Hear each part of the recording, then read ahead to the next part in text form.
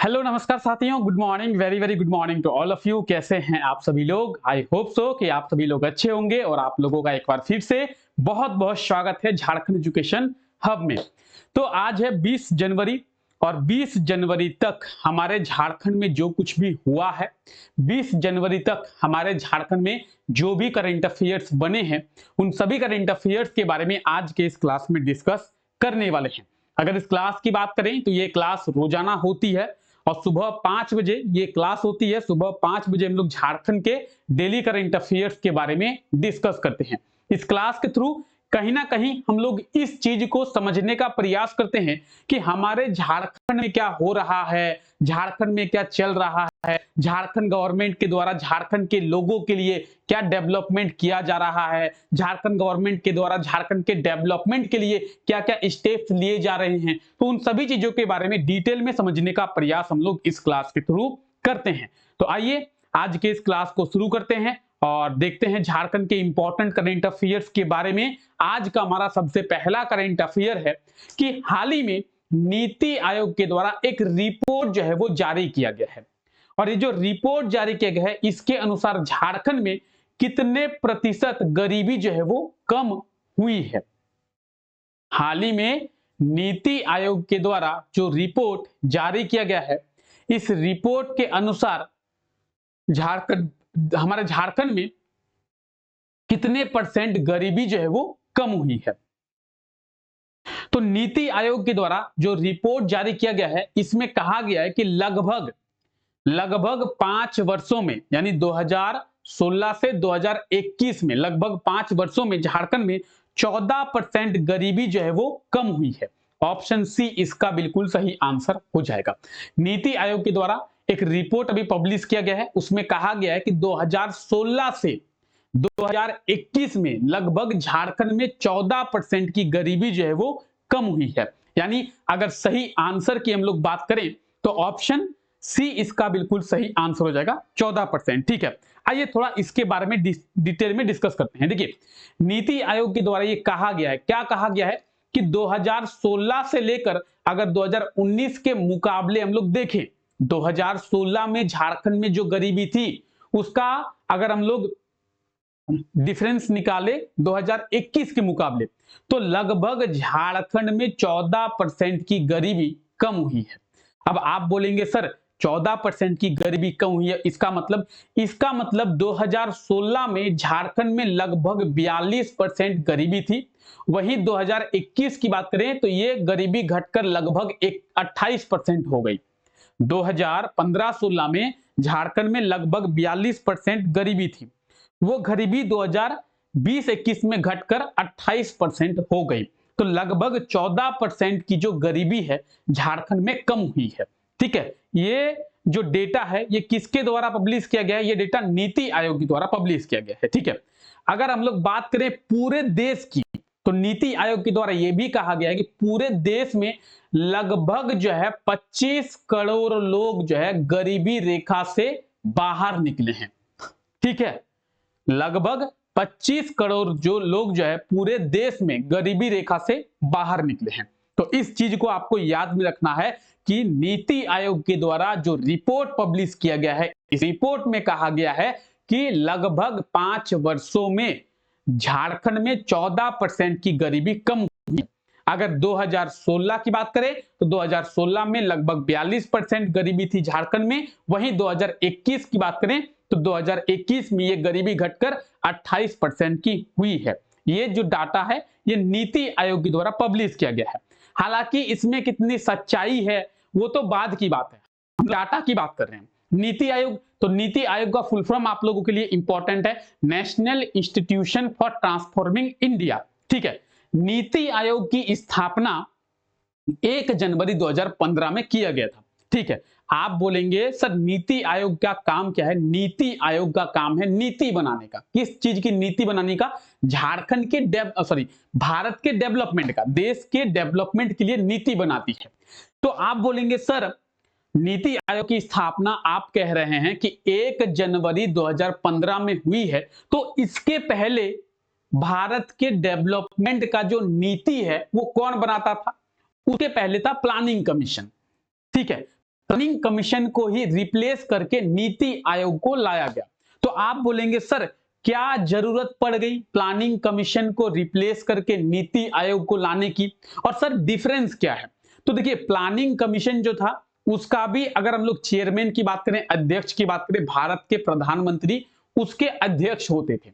नीति आयोग के भी अध्यक्ष हैं। अगर नीति आयोग के अध्यक्ष की बात करें, चेयरमैन की बात करें, तो भारत के प्रधानमंत्री अभी वर्तमान में नरेंद्र मोदी जी नीति आयोग के अध्यक्ष हैं। लेकिन डिफरेंस ये है कि प्लानिंग कमीशन जो था उसमें भारत का कोई भी मुख्यमंत्री उसका मेंबर नहीं था, लेकिन नीति आयोग में भारत के मुख्यमंत्री जो हैं वो मेंबर होते हैं। जैसे झारखंड के मुख्यमंत्री हेमंत सोरेन नीति आयोग के मेंबर हैं, लेकिन प्लानिंग कमीशन के वो मेंबर नहीं थे। तो इसीलिए बहुत सारे कारण हैं जिसकी वजह से प्लानिंग कमीशन को रिप्लेस करके नीति आयोग को जो है वो लाया गया है। तो इस चीज को आपको ध्यान में रखना है, ठीक है। अगर आज के क्लास के पीडीएफ की बात करें तो आप लोगों को पता होगा कि पीडीएफ जो है आप लोगों को कहां पे मिलता है? पीडीएफ आप लोगों को मिलता है हमारे टेलीग्राम चैनल पे, ठीक है। टेलीग्राम चैनल का लिंक डिस्क्रिप्शन में दिया हुआ है, तो आप जाके टेलीग्राम चैनल को ज्वाइन कर लिए। चलिए आगे बढ़े। पहला करंट अफेयर आप लोगों को समझ में आ गया? किसी को कोई दिक्कत?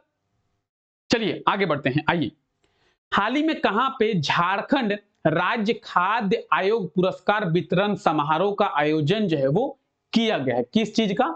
झारखंड राज्य खाद्य आयोग पुरस्कार वितरण वार्षिक समारोह। कहां पे?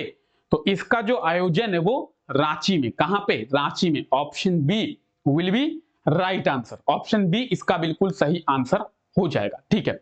अब क्या है ये, इसके बारे में जानते हैं। कब? तो आज यानी 20 जनवरी को, आज यानी 20 जनवरी को जो इसका आयोजन है वो रांची में किया जाएगा। तो ये आप देखते हैं झारखंड राज्य खाद्य आयोग, ठीक है, पुरस्कार वितरण वार्षिक समारोह 2024। कहां पे? रांची में। रांची में कहां पे?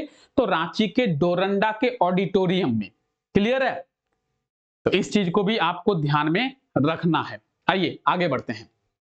हाल ही में इंटरनेशनल पर्पल फेस्ट के ब्रांड एम्बेसडर किसे बनाया गया है? इंटरनेशनल पर्पल फेस्ट, अगर बात करें इंटरनेशनल पर्पल फेस्ट तो इसका आयोजन कहां पे होता है? गोवा में। भारत सरकार और गोवा सरकार के द्वारा इसका आयोजन जो है वो किया जाता है। 2023 में इसे पहली बार शुरू किया गया था। किस चीज को? इंटरनेशनल पर्पल फेस्ट को। 2024 में इसका दूसरी बार आयोजन जो है वो किया जा रहा है, ठीक है। इसके ब्रांड एम्बेसडर भी किसे बनाया गया है? सौरभ प्रसाद को। ऑप्शन ए जो है इसका बिल्कुल सही आंसर हो जाएगा। सौरभ प्रसाद को इसका ब्रांड एम्बेसडर बनाया गया है।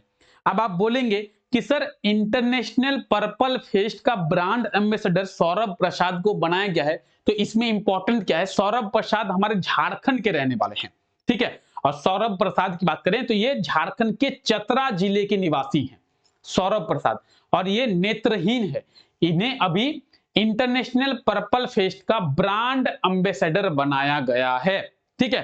तो सौरभ प्रसाद को इंटरनेशनल पर्पल फेस्ट का क्या बनाया गया? ब्रांड एम्बेसडर, ठीक है। ये झारखंड के निवासी हैं और चतरा जिले के ये निवासी हैं, ठीक है। तो ये आप देख रहे हैं सौरभ प्रसाद, ये नेत्रहीन है, इन्हें अभी बनाया गया है brand ambassador. International purple fest इसका आयोजन गोवा में किया जाता है।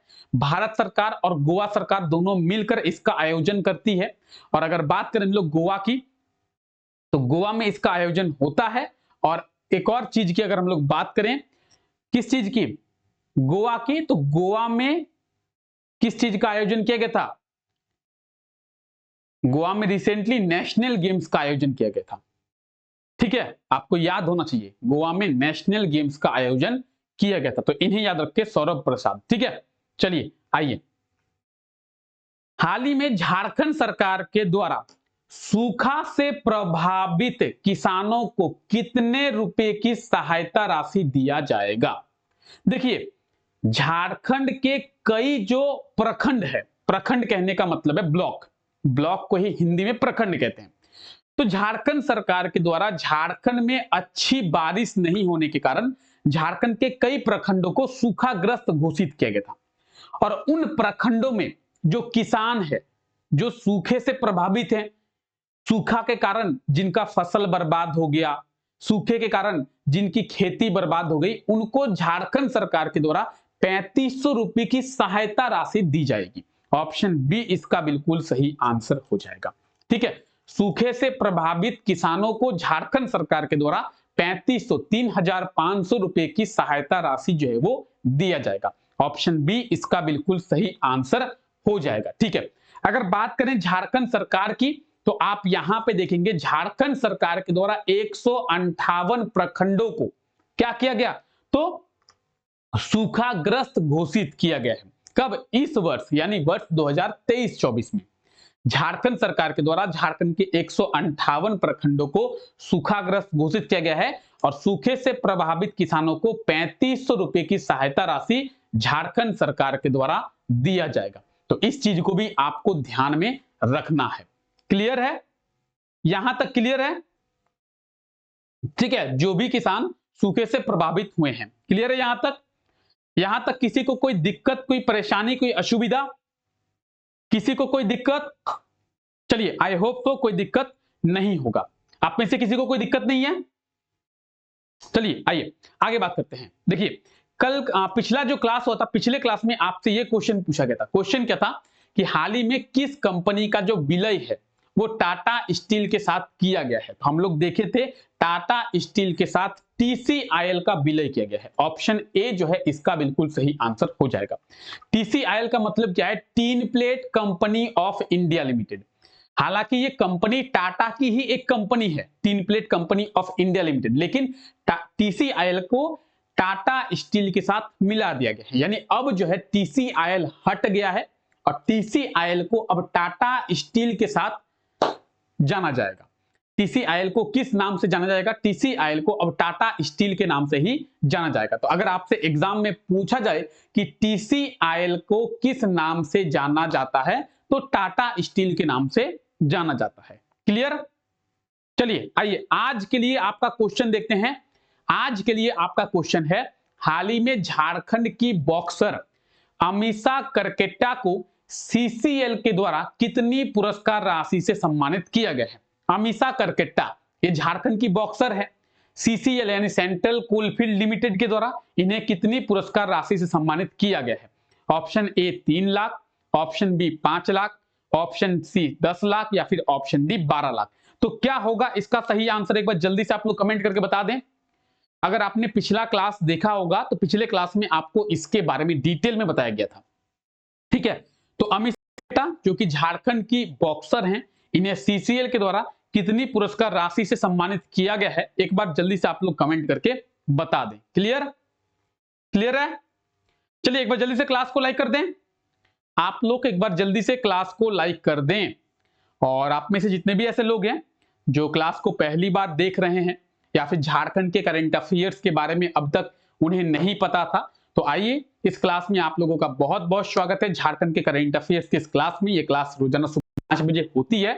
तो अगर चैनल पे नए हैं तो चैनल को सब्सक्राइब करना ना भूले, बेल आइकन को जरूर प्रेस कर दे ताकि हमारे लेटेस्ट क्लासेस के नोटिफिकेशन आप लोगों को मिल पाए। तो चलिए आज के लिए क्लास को यहीं तक रखते हैं। आप सभी लोगों का बहुत बहुत शुक्रिया इस क्लास का हिस्सा बनने के लिए। मिलते हैं आप लोगों से नेक्स्ट क्लास में, तब तक के लिए thank you, take care, bye bye.